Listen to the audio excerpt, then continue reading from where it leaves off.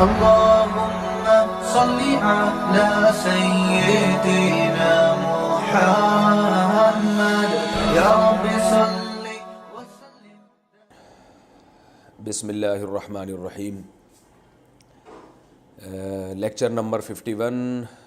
آج انشاءاللہ ہم سورہ والشمس وضحاہا اور واللیل اذا یغشا یہ دو صورتیں پڑھیں گے، اور اس کے بعد خوشی کی بات یہ ہے کہ ہمارا 30واں پارہ انشاءاللہ ختم ہو جائے گا.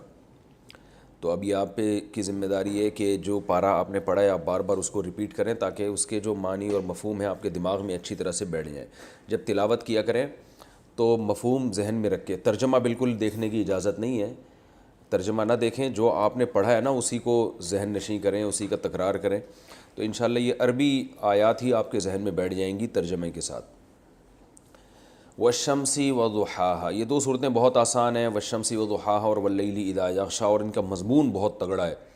والشمس قسم ہے سورج کی، وضحاہا واو کا معنی اور ضحا کہتے ہیں، روشنی کو ہا کا معنی وہ سورج. سورج کا لفظ عربی میں چونکہ مؤنث ہے تو ہو کے بجائے ہا کا لفظ استعمال ہوا. قسم ہے سورج کی، وضحاہا اور اس کی روشنی کی، والقمری اور قسم ہے چاند کی، اذا جب وہ، تلاہا تلا یا یتلوو، اس کا معنی ہوتا ہے کسی کے پیچھے پیچھے چلنا. تو عربی میں تالی اسے کہتے ہیں جو بعد میں آنے والا ہوتا ہے، کسی کے پیچھے پیچھے آنے والا ہو. ایک ہوتا ہے تلاوت، یہ تلاوت سے نہیں ہے، یہ طلوون سے ہے. تو تلا یتلوو، طلوون کو چھوڑیں آپ، بس تلا یا یتلوو. تو تلا یا کو پڑھتے کیا ہے؟ تلا. والقمری اذا تلاہا، اور چاند کی قسم جب وہ اس کے پیچھے آ جائے. تو جو صورتیں بہت آسان ہوتی ہیں نا اس میں ترجمہ کے دوران ہی میں تفسیر بتاتا رہوں گا. چاند جو ہے وہ سورج کے پیچھے کب آتا ہے؟ یعنی جب سورج چلا جائے اور پھر چاند آئے، تو یہ ان راتوں میں آتا ہے جن راتوں میں چاند پورا ہوتا ہے، یعنی اس مہینے کے درمیان میں.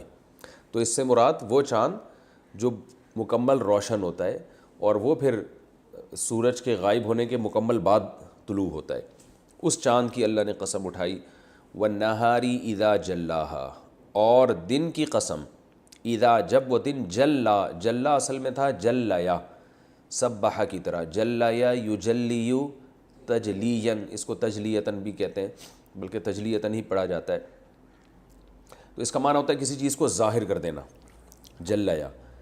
تو خوب اچھی طرح سے جب کوئی چیز ظاہر ہوتی ہے نا، اسی سے نکلا ہے تجلی. اللہ نے تجلی کی، ہم کہتے نہیں ہیں یعنی اللہ نے اپنے آپ کو ظاہر کیا.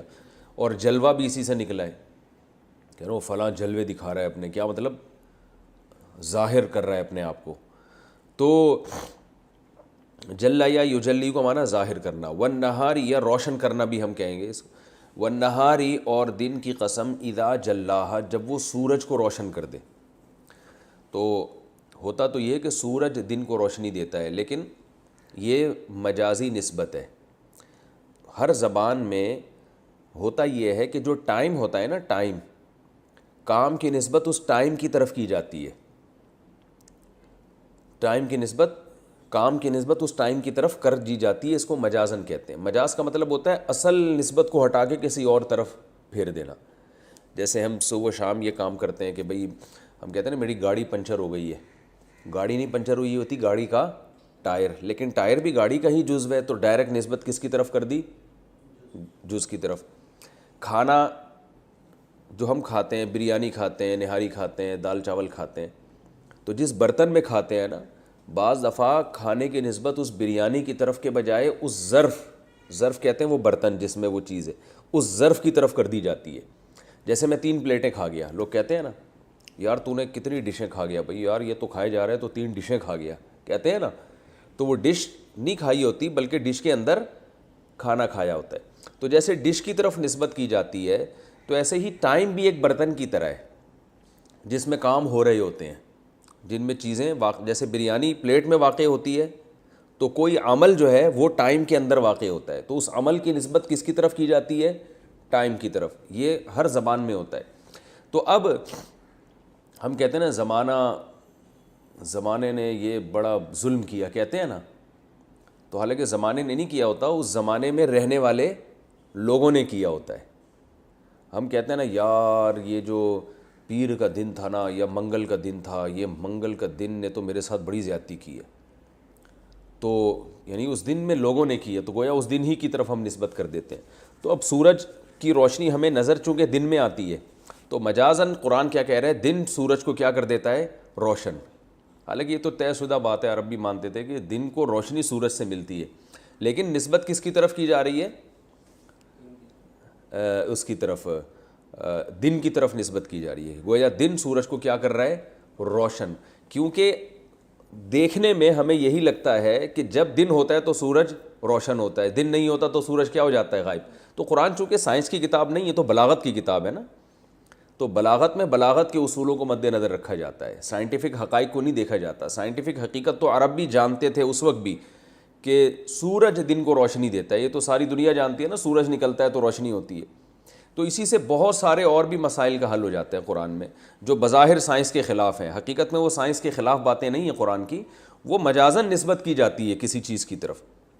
جیسے میں نے بتایا تھا نا والسماء والطارق میں، کہ قرآن کیا کہہ رہا ہے، ایسا پانی جو پشت اور سینے کے درمیان سے نکلتا ہے۔ اب اس میں لوگ لے کے بیٹھ گئے ہیں کہ یار یہاں سے تو پانی کچھ نہیں نکلتا، تو اصل میں یہ کیا کنایا ہے کہ انسان کی باڈی سے۔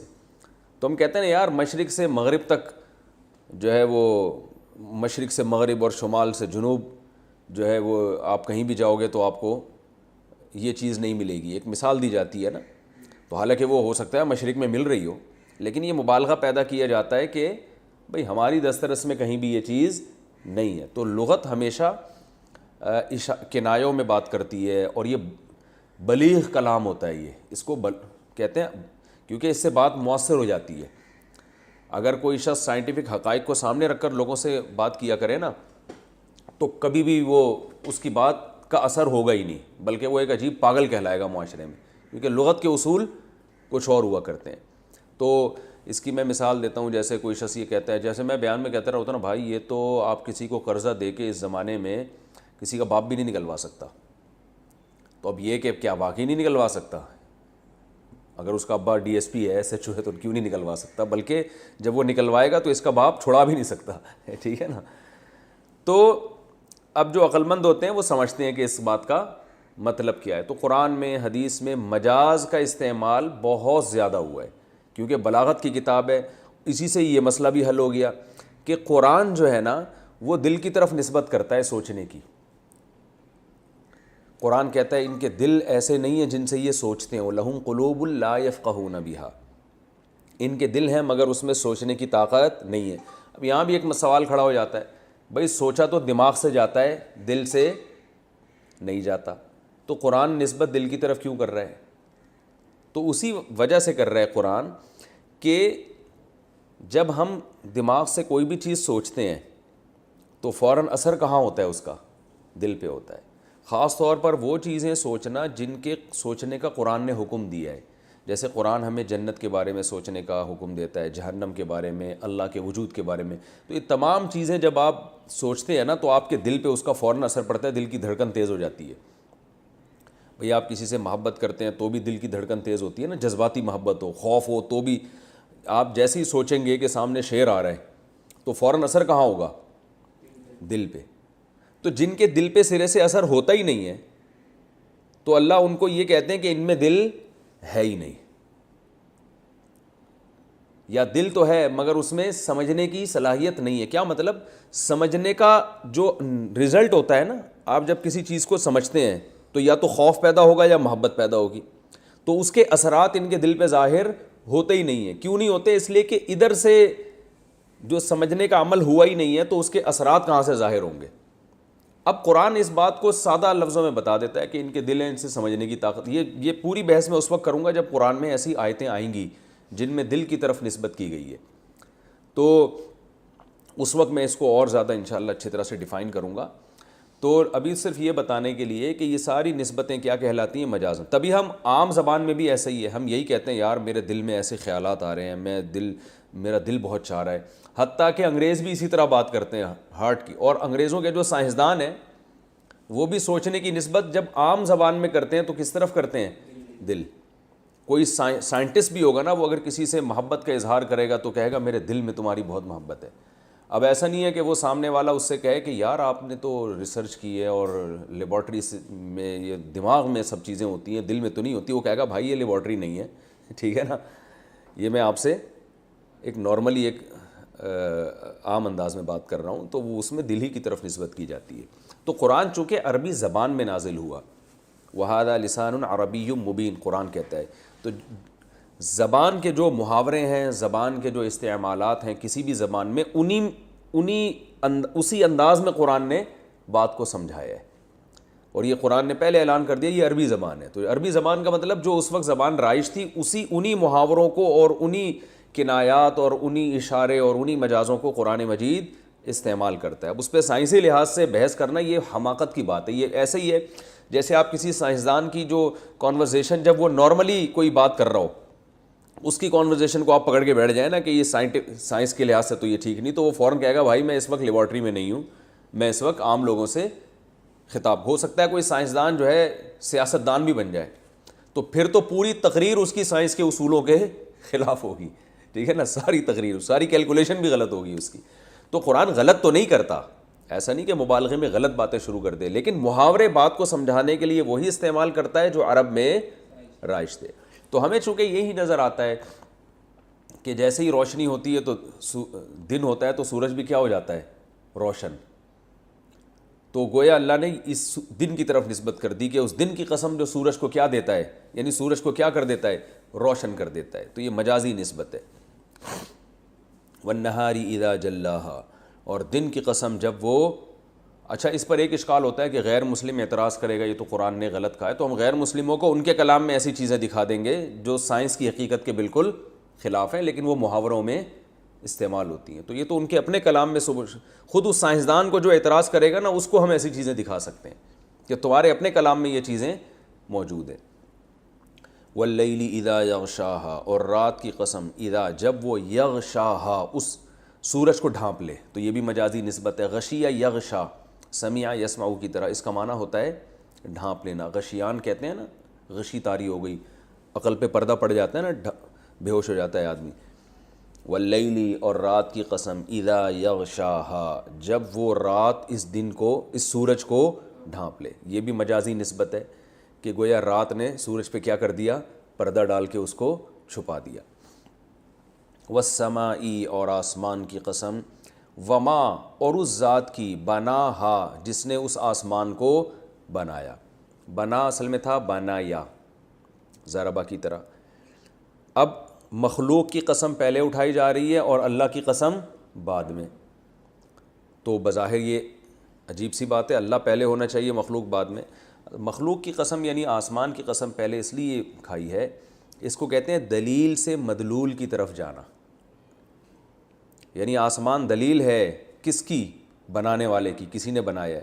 تو پہلے دلیل کا ذکر کیا تاکہ اس دلیل سے خود تمہارے ذہن میں اللہ کا تصور آئے گا. پھر اس دلیل، جس چیز پر دلیل بن رہی ہے اس کا تذکرہ کیا، وہ کون ہے؟ اللہ.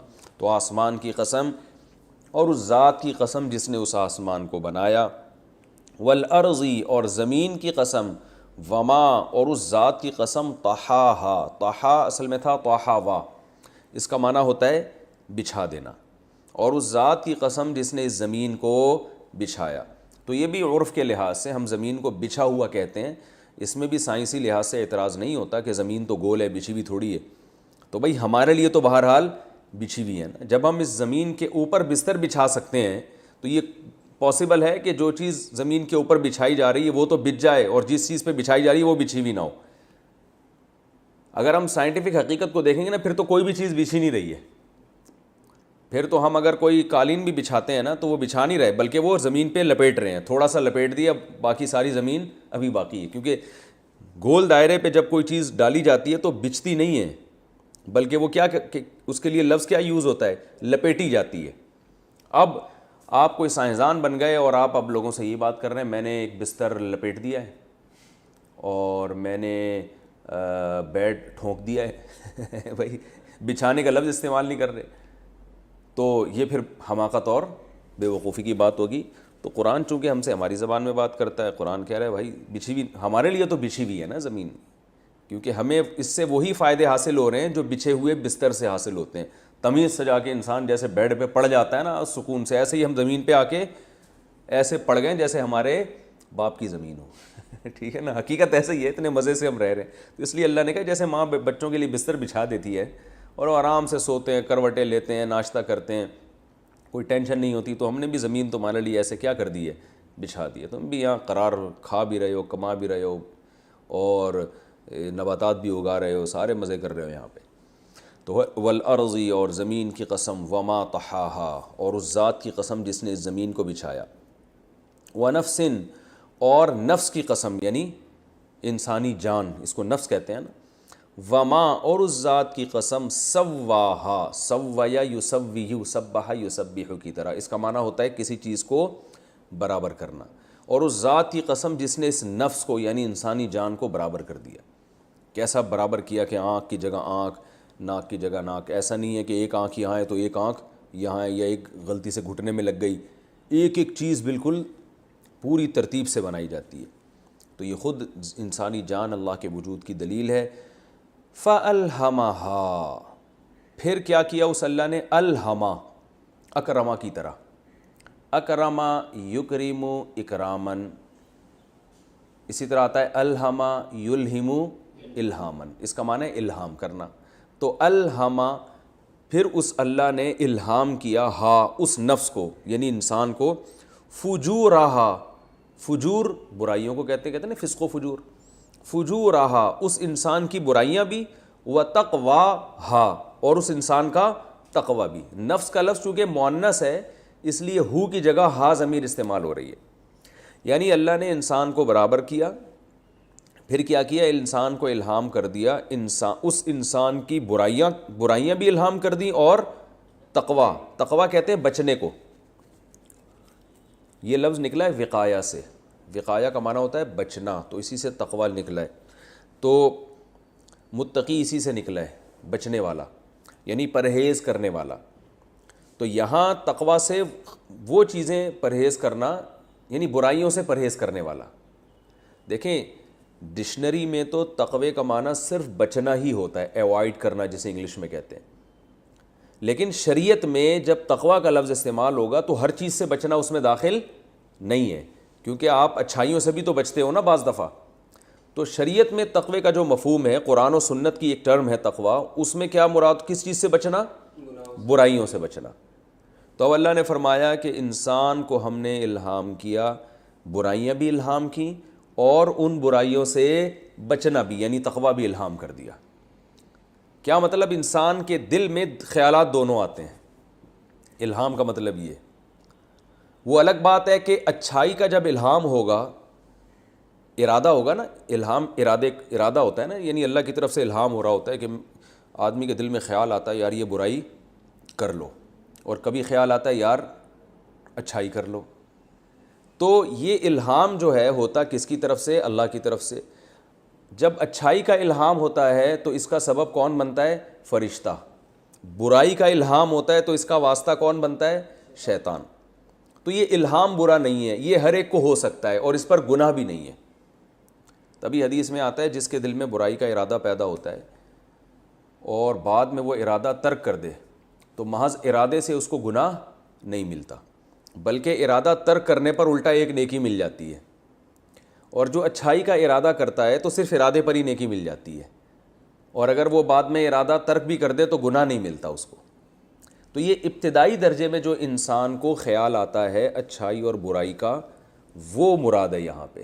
ہر انسان کو نا چاہے کتنا ہی نیک کیوں نہ ہو، برائی کا وسوسہ بہرحال آتا ہے۔ پھر اگر وہ اس ارادے پر مضبوط ہو جائے، اور اتنا مضبوط ہو جائے کہ عزم کر لے، ابتدائی درجے میں تو ہلکا سا ارادہ ہے، پھر وہ کیا کر لے، عزم کا مطلب ہوتا ہے کہ اتنا پکا ارادہ ہو گیا کہ درمیان میں اس برائی کی اگر رکاوٹیں ختم کر دی جاتی تو یہ کر لیتا۔ اتنا مضبوط اگر کسی کا عزم ہو گیا تو یاد رکھو پھر اس عزم پہ گناہ ملتا ہے، چاہے برائی نہ بھی کی ہو۔ سمجھ رہے ہو؟ تو ابتدائی درجے میں جو برائی کا خیال آتا ہے نا، تو اس پہ نہ کوئی گناہ ہے، اور وہ خیال بھی کس کی طرف سے ہوتا ہے، اللہ کی طرف سے، یعنی اس کا خالق بہرحال اللہ ہے۔ تو اب سوال یہ پیدا ہوتا ہے کہ اللہ نے ایسا کیا کیوں کہ انسان کے دل میں برائی کا بھی خیال ڈالے اور اچھائی کا بھی؟ تو اس لیے اللہ نے یہ کیا تاکہ انسان کی آزمائش ہو. اگر آپ کے ذرا سا بھی کی طبیعت برائی کی طرف مائل ہوگی ہی نہیں تو پھر آپ بچنے کا ثواب کیسے ملے گا؟ تبھی دیکھیں قرآن کی یہ بلاغت ہے کہ قرآن نے یہاں برائی کا تذکرہ پہلے کیا اور تقوی کا تذکرہ بعد میں. ہونا تو یہ بظاہر یہ چاہیے تھا کہ اللہ نے انسان کو اچھا راستہ بھی الہام کیا اور برا راستہ بھی. اچھائی کا پہلے ذکر ہوتا، برائی کا بعد میں. لیکن بات پتہ ہے کیا ہے؟ اللہ نے پہلے یہ بتایا کہ میں نے برائی کا راستہ الہام کیا اس لیے کہ جب تک برائی کا خیال نہ آئے تو اس وقت تک برائی سے بچنا عبادت بھی نہیں ہے. برائی کی چاہت پہلے پیدا ہوتی ہے تو اللہ کے لیے اس چاہت کو انسان قربان کرتا ہے، تو پھر اس قربانی کو کیا کہا جاتا ہے؟ تقویٰ. فرشتوں میں چاہت ہی پیدا نہیں ہوتی، لہذا ان کے برائی سے بچنے پر ان کو ثواب بھی نہیں ملتا اور ان کو متقی کہا بھی نہیں جاتا. کہتے ہیں نا فرشتے بڑے متقی ہوتے ہیں، یہ لفظ فرشتوں کے لیے استعمال کرنا ٹھیک نہیں ہے. فرشتے نیک ہوتے ہیں، متقی نہیں ہوتے، یعنی بچتے تھوڑی ہیں. بچنا تو اس چیز پہ ہوتا ہے کہ جس چیز کا موقع تو ملے آپ کو. تو اللہ تعالیٰ فرماتے ہیں کہ ہم انسان کے دل میں برائی کے خیالات بھی آتے ہیں، یعنی ہم خالق ہیں اس خیال کے بھی ہم پیدا کرنے والے. تو پھر وہ کیا کرتا ہے؟ اس برائی سے بچ جاتا ہے. اسی بچنے کا نام کیا ہے؟ تقویٰ. لہذا یہ جو لوگ کہتے ہیں نا ہمارا دل چاہتا ہے یہ بھی کر لیں یہ بھی کر لیں، تو بھائی یہ دل تو چاہے گا تاکہ آپ اس دل کی خواہش کے خلاف. دیکھیں ہم روزہ جب رکھتے ہیں تو ہمیں ثواب کیوں ملتا ہے؟ اس لیے کہ ہمارا دل چاہتا ہے کھانا کھانے کا، دل چاہتا ہے پانی پینے کا، دل چاہتا ہے. دیکھو عجیب سا ہو جاتا ہے نا انسان روزے میں، تو دل چاہتا ہے پھر بھی ہم اس پر عمل نہیں کرتے. تو برائی کا دل چاہتا ہے، برائی کیا ہے کہ کھا لیں روزے میں، اور تقویٰ کیا ہے؟ نہ کھائیں. تو یہ دونوں خیالات اللہ ہی کی طرف سے ہوتے ہیں اور یہ دونوں خیال بذات خود برے نہیں ہیں. پھر شیطان کیا کرتا ہے؟ برائی اس میں جو ہے نا اس برائی کو مزین کر دیتا ہے. یعنی مزین کا مطلب یہ ہے کہ اس پہ اچھائی کے لیبل لگا کے آپ کے سامنے پیش کرتا ہے اور آپ پھر اس کو حلال کر کے کھا جاتے ہو جیسے لوگ کر رہے ہیں. تو وہ پھر میں شیطان کا جب ٹاپک آئے گا انشاءاللہ اس وقت اس کو تفصیل سے بتاؤں گا. تو اسی طرح جو لوگ کہتے ہیں نا، میں نے اس پر ایک واقعہ بھی سناتا ہوں کہ ایک آدمی تھا، وہ بیچارہ دیہاتی تھا، وہ کسی دیہاتی مولانا صاحب کے پاس چلا گیا. وہ نیم مفتی خطرہ ایمان تھے، ان کے پاس علم تھا نہیں. تو اس سے کہنے لگا کہ یار مفتی صاحب یہ بتاؤ کہ یہ جو ہے نا تقویٰ کسے کہتے ہیں، متقی کسے کہتے ہیں؟ تو انہوں نے کہا متقی اس کو بولتے ہیں کہ بس اس کے سامنے جتنی بھی حسین لیلائیں گزر جائیں اس کا نظر اٹھانے کا دل ہی نہیں کرتا، اتنا نیک ہونا چاہیے. تو اس نے کہا اس کو تو ہمارے زمانے میں مخنث بولتے ہیں، ہمارے علاقے میں ہجڑا بولتے ہیں. تو یہ متقی کی ڈیفینیشن نہیں ہے. تو متقی کی ڈیفینیشن یہ ہے کہ برائی کا دل کر رہا ہو اس کے باوجود وہ نہ کرے. ہاں وہ ایک الگ بات ہے کہ جب برائی سے بار بار بچتا ہے تو انسان میں ایک ایسا ملکہ اللہ پیدا کر دیتے ہیں کہ پھر ایک اسٹیج ایسی آتی ہے کہ پھر اس کے برائی سے اس کو طبعی نفرت پیدا ہو جاتی ہے. وہ ایک ہے، لیکن اول یعنی اسٹیج میں جو ہے نا بہرحال یہ سب کے ساتھ ہوتا ہے کہ اس کی برائی کی طرف بھی طبیعت مائل ہوگی. اور برائی سے وہ برائی یعنی مراد ہے کہ جو انسان کی نیچر کا حصہ ہو. جیسے کھانا پینا تو نیچر ہے نا، تو روزے میں کھانے پینے کا دل بہرحال چاہے گا. تو یہ چوری چکاری نہیں اس میں داخل، تو کیونکہ چوری چکاری تو وہ تو نیچر کا حصہ نہیں ہے نا انسان کی. لیکن بہرحال اس سے بچنا بھی کیا ہے؟ وہ بھی تقویٰ کہلاتا ہے. تو اللہ نے فرمایا فَأَلْهَمَهَا فُجُورَهَا، پھر اس اللہ نے انسان کو برائی بھی الہام کی اور اس برائی سے بچنا بھی الہام کیا. قَدْ أَفْلَحَ مَنْ زَكَّاهَا، اتنی قسمیں اللہ نے اٹھائی ہیں. سورج کی قسم اٹھائی، چاند کی قسم اٹھائی، دن اور رات کی قسم اٹھائی، آسمان کی قسم اٹھائی، زمین کی قسم اٹھائی اور انسانی جان کی قسم اٹھائی. ان ساری قسمیں اٹھا کے اللہ فرماتے ہیں تحقیق افلح یفلح افلاحاً اکرم یکرم کی طرح. اس کا معنی تو بہت بڑی کامیابی.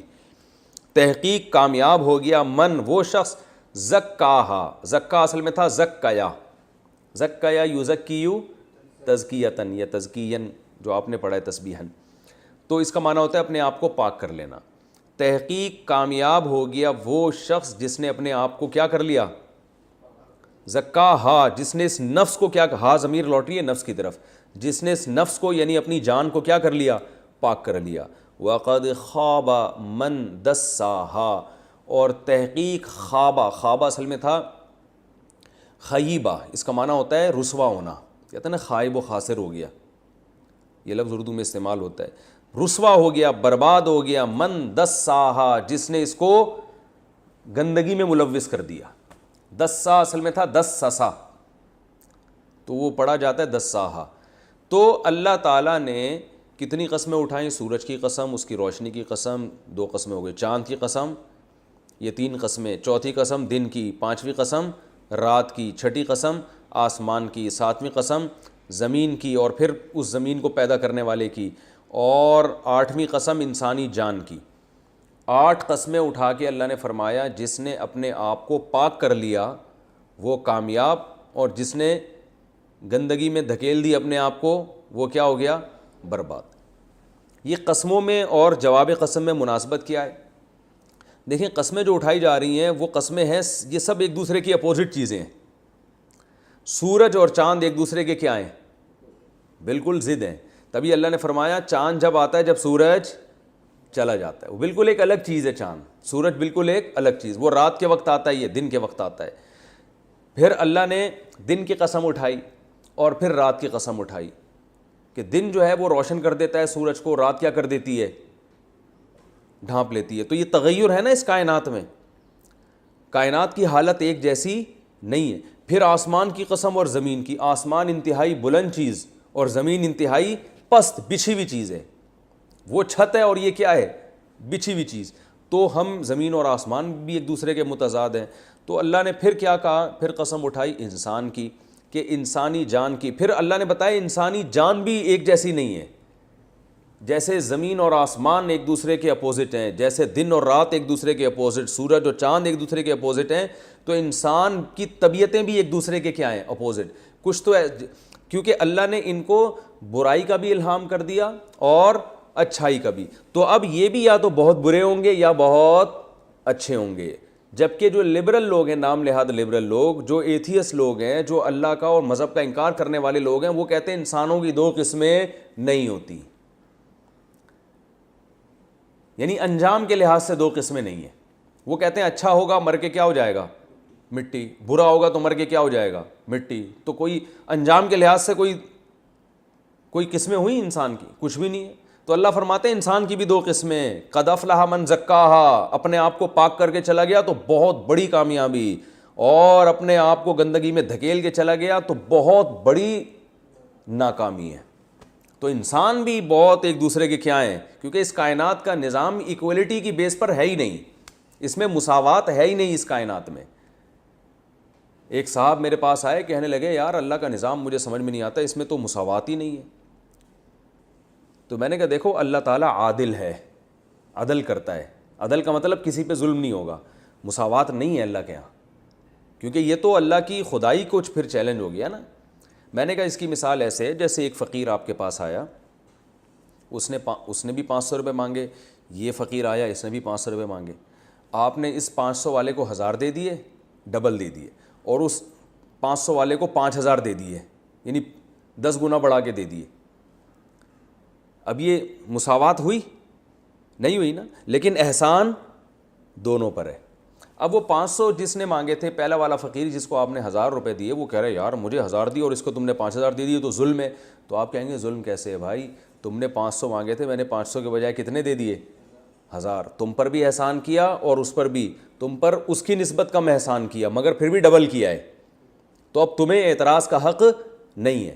اور اگر آپ مجھے مجبور کر رہے ہو کہ جتنے مجھے دیے اتنے ہی اس کو دو، اس کا مطلب میں خدا نہیں ہوں، مجھے پھر تصرفات کے اختیارات ہیں ہی نہیں، پھر تو میں آپ سے پوچھ کے چلوں گا، تو میرا دل چاہے تو میں کسی کو زیادہ دے دوں، لیکن ظلم کسی پہ نہیں کروں گا۔ تو اسی طرح اللہ تعالیٰ نے اس دنیا کا جو نظام بنایا ہے وہ عدل پر مبنی بنایا ہے، یعنی اللہ کسی پہ ظلم نہیں کرے گا، مساوات پہ نہیں بنایا۔ اللہ نے پیغمبروں کو عام لوگوں سے زیادہ مقام دیا، مرد کو عورت پہ فضیلت دے دی، پھر اللہ تعالیٰ نے نبی صلی اللہ علیہ وسلم کو تمام پیغمبروں سے افضل بنایا۔ تو یہ اللہ تعالیٰ کا احسان ہے جس پر چاہے ذالک فضل اللہ یؤتیہ من یشاء، لیکن نہ ظلم نہیں ہے اللہ کا کسی کے ساتھ کہ کسی نے عمل کیا ہو اچھا اس کو تو اللہ اجر دے ہی نہیں اور دوسرے نے کیا تو اس کو کئی گنا زیادہ بڑھا کے دے دے، ایسا نہیں ہے۔ یہ ہو سکتا ہے آپ کو آپ کی نیکی کا اجر ملا پورا پورا، اور اس کو کئی گنا بڑھا کر مل گیا. یہ اللہ کر سکتا ہے کیونکہ وہ بادشاہ ہے. وہ لا یفعل لا یسأل عما یفعل، وہ کچھ کرے تو اس سے کوئی پوچھ نہیں سکتا. تو یہ اللہ کی بادشاہی. تو اللہ نے بھی بتایا کہ ہم نے اس کائنات کے نظام میں نا بہت ایکویلٹی نہیں ہے اس کائنات کے نظام میں. تو انسانوں میں ایکویلٹی کیسے ہو سکتی ہے کہ مرنے کے بعد سب کیا ہو گئے؟ مٹی ہو کے ختم. انسان تو مقصود کائنات ہے، اس کو تو وہ تو زیادہ فوکس کیا جائے گا. تو اللہ تعالیٰ فرماتے ہیں کہ قد افلح من زکاہا، جس نے اپنا تزکیہ کر لیا یعنی تقوی والی راستہ اختیار کر لیا، اس کو اللہ نے تزکیہ سے تعبیر کیا ہے. یہ بھی قرآن کی بلاغت ہے. تزکیہ سے تعبیر اس لیے کیا ہے کہ اسلام تزکیہ ہی کی دوسرا نام ہے. تزکیہ کا مطلب ہوتا ہے اپنے آپ کو پاک کر لینا. تو پاک کرنے کا کیا مطلب؟ مادی اعتبار سے بھی اور روحانی اعتبار سے. یعنی خوراک بھی پاکیزہ کھائے، جسم کو بھی پاک صاف رکھے، لباس کو بھی پاک صاف رکھے، اور اپنے عمل کو بھی. عمل میں جو زبان کے عمل ہیں، یعنی زبان کو جھوٹ، چوری، جھوٹ، غیبت، بہتان سے بچائے انسان. کانوں کو پاک رکھے بری باتیں سننے سے، نگاہوں کو پاک رکھے حرام دیکھنے سے، ہاتھوں کو پاک رکھے چوری کرنے سے اور برائیاں سے بچنے سے، پاؤں کو پاک رکھے یعنی چلنے کو اپنا پاک رکھے برائی کی طرف جانے سے. تو تزکیہ کا مفہوم کیا ہے؟ بہت وسیع. پھر جو باطنی بیماریاں ہیں، دل کو پاک رکھے حسد سے، بغض سے، کینہ سے، ٹھیک ہے نا، دنیا کی محبت سے.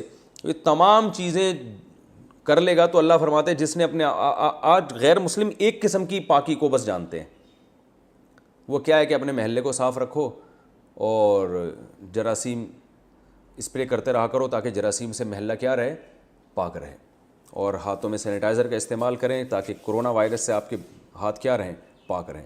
عمل کی پاکی، خوراک کی پاکی کی طرف ان کی توجہ نہیں ہے. وہ کتا کھائیں گے، اسے بوائل کر کے کھا لیں گے کہ اس میں جراثیم مر جائیں. یہ نہیں دیکھ رہے کہ کھا کیا رہے ہیں؟ کتا کھا رہے ہیں. تو ایک تم چیز ہی گندی کھا رہے ہو تو وہ جتنا مرضی ڈیٹول سے دھو لو اس کو. وہ ایک صاحب نے کہا نا کہ اسلام میں خنزیر کیوں حرام ہے؟ اس نے کہا یہ ناپاک ہوتا ہے. کہہ رہے میں تو دھو کے کھاتا ہوں. پھر کیسے ناپاک؟ بھائی وہ خود ہی ناپاک ہے، گندا جانور ہے. تو اس طرح خوراک کو بھی پاک رکھنا. تو اس اسلام میں پاکی کا مفہوم بہت وسیع ہے. تو اللہ فرماتے ہیں قد افلح من زکاہا وقد خاب من دساہا، اور جس نے اپنے آپ کو ان برائیوں میں دھکیل دیا وہ کیا ہو گیا؟ خائب و خاسر. اس طرح ماں باپ کے ساتھ برا سلوک کوئی کر رہا ہے تو یہ عمل کی ناپاکی ہے. آپ عملی لحاظ سے گندے ہیں. آپ اولڈ ہوم میں جمع کرا دو ان کو، پھر آپ بے شک جتنا مرضی ڈیٹول سے نہاؤ، تیزاب سے نہا کے نکلو، آپ کپڑے استری کر کے نیٹ کلین چمک رہے ہو، لوگوں کو آپ چمکتے ہوئے نظر آؤ گے، اللہ کو آپ چمکتے ہوئے نظر نہیں آؤ گے، کیونکہ آپ نے اپنا تزکیہ نہیں کیا، پاک نہیں کیا آپ نے اپنے آپ کو گناہوں سے. وقد خواب من دساہا. اب اللہ تعالیٰ، یہ تو اللہ نے عقلی دلیل دی ہے اپنے دعوے کی. سورج اور چاند اور یہ کائنات کے نظام میں نا بہت فرق ہے. تو انسانوں میں بھی فرق ہوگا اور یہ ہمیشہ باقی رہے گا فرق جنت اور جہنم کی صورت میں. تو پہلے عقلی دلیل تھی، اب نقلی. نقل کا مطلب ہوتا ہے پچھلی امتوں کے واقعات کو نقل کرنا، ان واقعات سے دلیل پکڑنا کہ دیکھو پچھلی امتوں کے واقعات دیکھو گے تو بھی تمہیں پتہ چلے گا کہ ہماری باتیں صحیح ہیں. تو اللہ نے قوم سمود کا مختصر واقعہ بیان کیا. کذبت ثمود، کذب یکذب تکذیبا، جھٹلانا، جھٹلایا ثمود نے، بتغواہا، تغوا طغیان سے نکلا ہے، سرکشی، بتغواہا، اپنی سرکشی کے ساتھ. ہا ضمیر ثمود کی طرف لوٹ رہی ہے کیونکہ عربی میں جو قوم کے الفاظ ہیں نا، جو قوموں کے نام ہوتے ہیں وہ بھی مؤنث ہوتے ہیں. کذبت ثمود بتغواہا، جھٹلایا تھا سمود نے اپنی نافرمانی کے ساتھ، سرکشی کے ساتھ. اذ انبعثا، اذ کا معنی جب، انبعثا اس کا معنی ہوتا ہے کھڑا ہونا. بعث کسے کہتے ہیں؟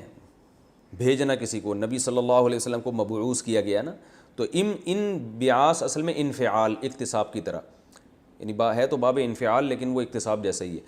تو انبعثا جب کھڑا ہوا اس میں، اشقاہا، اشقا اشقیو تھا اصل میں، ازربو کی طرح، کمپیریٹیو ڈگری ہے نا، ازربو دوسرے کے مقابلے میں زیادہ مارنے والا. تو اشقیو ان میں دوسروں کے مقابلے میں زیادہ بدبخت. جو سب سے بڑا جو بدبخت تھا نا، ہاں اس قوم کا سب سے بڑا بدبخت کھڑا ہوا. فقالا، وہ کھڑا ہوا کیوں؟ تاکہ اس نے ارادہ کیا، یار یہ ہو یہ رہا تھا کہ قوم سمود جو ہے نا وہ بار بار مطالبہ کرتے تھے کہ کوئی بڑی نشانی دکھائیں.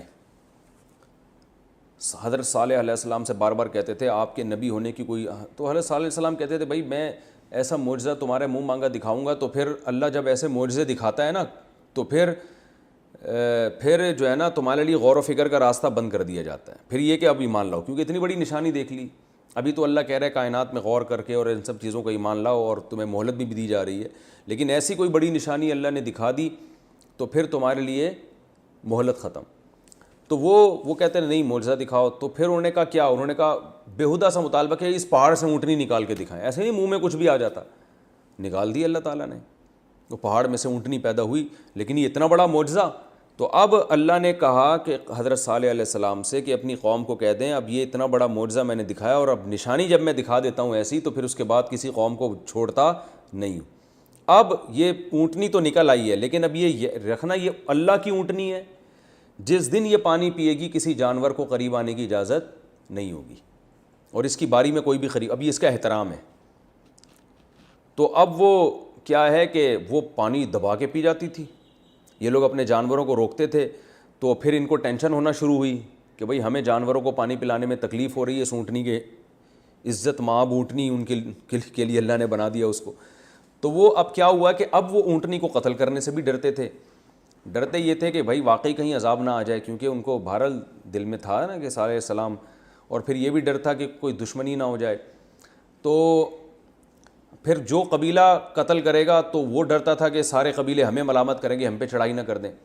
تو پھر کیا ہوا؟ قرآن مجید میں دوسرے مقام پر آتا ہے وَكَانَ فِي الْمَدِينَةِ تِسْعَةُ رَهْطٍ يُفْسِدُونَ فِي الْأَرْضِ. 9 لوگ ایسے تھے جو زیادہ بدماش تھے، محلے کے ہوتے ہیں نا کچھ بڑے بدماش. انہوں نے مل کے پلان بنایا کہ بھائی ہر قبیلے سے ایک آدمی لیا جائے، اس کو سمجھایا جائے، اور سب مل کے اونٹنی کی ٹانگیں جب کاٹیں گے تو پھر کسی قبیلے پر بھی کیس نہیں بنے گا. تو یہ مہم چلانے والا یہ بدبخت تھا، جو سب سے بڑا بدبخت جس کو اللہ نے کہا ہے، اس نے یہ مہم چلائی، اور اس طرح کچھ لوگوں نے مل کے اس اونٹنی کی ٹانگیں کاٹ ڈالی. تو پھر اللہ نے اس قوم کو، قوم صالح کو تباہ کیا، جو ہم انشاءاللہ صالح علیہ السلام کے واقعے میں تفصیل سے پڑھیں گے. اِذِ انبعث أَشْقَاهَا فَقَالَ لَهُمْ رَسُولُ اللَّهِ. تو ان سے کہا اللہ کے رسول نے، کیا کہا؟ ناقۃ اللہ وسقیاہا. ناقۃ اللہ، اللہ کی اونٹنی، وسقیا، سقیا کہتے ہیں پانی پلانے کو، نماز استسقاء ہے نا، سقیاہا، اور اس اونٹنی کا پانی پلانا. یعنی کیا مطلب؟ اللہ کی اونٹنی اور اس کا پانی پلانا، اس سے بچ کے رہو. یہ لفظ محذوف ہے یہاں پہ. جیسے ہم بھی کسی کو کہتے ہیں نا بھائی اس کا ذرا خیال کرنا، تو پیغمبر نے کیا کہا؟ اللہ کی اونٹنی اور اس کا پانی پلانا. لفظ محذوف ہے یہاں پہ. بہت سے الفاظ کلام میں محذوف ہوتے ہیں نا، کیونکہ وہ سب کو پتہ ہوتا ہے کہ یہ لفظ کے بغیر جملہ مکمل ہوتا ہی نہیں ہے، وہ ہم بھی حذف کر دیتے ہیں. تو ناقۃ اللہ وسقیاہا یعنی اتقوا ناقۃ اللہ، اللہ کی اونٹنی سے ڈرو اور اس کے پانی پلانے سے، یعنی اس کے پانی کا خیال رکھو. فکذبوہ، کذبوا سبحوا کی طرح، پس ان لوگوں نے ان پیغمبر کو جھٹلایا. فعقروہا، عقرہ کا معنی ہوتا ہے ٹانگیں کاٹ ڈالنا، پونچھیں کاٹ ڈالنا جانور کی. عقرو، ان سب نے کاٹ ڈالا، وہ جو 9 لوگ ہر قبیلے کے جمع ہوئے تھے، ہاں اس اونٹنی کو. فدمدم علیہم ربہم، برسایا ان پر ان کے رب نے، بذنبہم یعنی تباہ، برسایا یعنی تباہ کر دیا ان کو. دمدم علیہم کا معنی ہوتا ہے بستی کو برباد کر دینا. بذنبہم، اس کے اس گناہ کی وجہ سے. فسواہا، سوا یسوی کا معنی برابر کر دینا، پس اللہ نے اس بستی کو کیا کر دیا؟ برابر کر دیا. ولا یخاف، اور اللہ نہیں ڈرتا. یخاف خوف سے نکلا ہے، یخوفو یسمعو کی طرح. ولا یخاف، اور اللہ نہیں ڈرتا. عقباہا، اس کے انجام سے. عقبہ انجام کو کہتے ہیں نا، عقبہ میں یہ ملے گا یعنی آخرت میں یہ ملے گا. تو ولا یخاف عقباہا، اور اللہ اس کے انجام سے نہیں ڈرتا. کیا مطلب؟ جب اللہ کسی بستی کو اور طاقتور لوگوں کو تباہ کرنے کا ارادہ کرتا ہے تو اللہ پھر انجام سے نہیں ڈرتا. جیسے کوئی بادشاہ ہوتا ہے نا، جو جب بھی کچھ کرنے لگتا ہے، یا کوئی حکومت یا کوئی بھی فورسز، تو ظاہر ہے وہ انجام بھی سوچتے ہیں نا سب لوگ. تو لہذا ان کے انتقام لینے میں اس بات کو مد نظر رکھا جاتا ہے کہ اتنا انتقام لو کہ افورڈ کر سکو. تو اللہ فرماتے ہیں مجھے انتقام لینے میں اس بات کا ڈر نہیں ہے، میں انجام کو نہیں ڈرتا نہیں ہوں انجام سے. لہذا پھر میرا انتقام بہت خطرناک انتقام ہوتا ہے، جیسے اللہ نے قوم سمود سے لیا. تو یہ صورت بہت اہم تھی. میرا خیال تھا آج 2 صورتیں ہو جائیں گی، لیکن ایک ہی صورت ہوئی ہے. ہم اس کا اس سے جو تھوڑا سا خلاصہ پڑھ لیتے ہیں، اللہ نے اتنی قسمیں اٹھائیں اور انسان کے بارے میں بتایا کہ گناہ کے خیال بھی آئیں گے اور نیکی کے بھی، تو لہذا گناہ کے اگر خیالات آتے ہیں نا، برائی کا دل کرتا ہے، تو اس سے پریشان نہیں ہونا چاہیے، بلکہ یہ سوچنا چاہیے کہ ہم جب خیال کے باوجود بچیں گے تو اس سے انشاءاللہ اجر ملے گا۔ تو دل چاہے اور پھر انسان اپنے آپ کو روکے، تو یہ آتے رہیں گے۔ البتہ اپنے آپ کو آزمائش میں ڈالنا جائز نہیں ہے کہ آپ ایسی جگہوں پہ جائیں کہ جہاں گناہ کا دل چاہے، پھر آپ کہیں میں جو ہے نا سینما گھر کے باہر کھڑا ہوں گا، پھر میں وہ تصویریں دیکھوں گا تاکہ فلم دیکھنے کا میرا دل چاہے، جب بہت زیادہ چاہے گا دل تو میں واپس آ جاؤں گا تاکہ اللہ کے لیے قربانی دینے میں مزہ آئے، تو یہ حرام ہے، ناجائز ہے، کیونکہ اپنے آپ کو آزمائش میں ڈالنا یہ عمل بذات خود گناہ ہے۔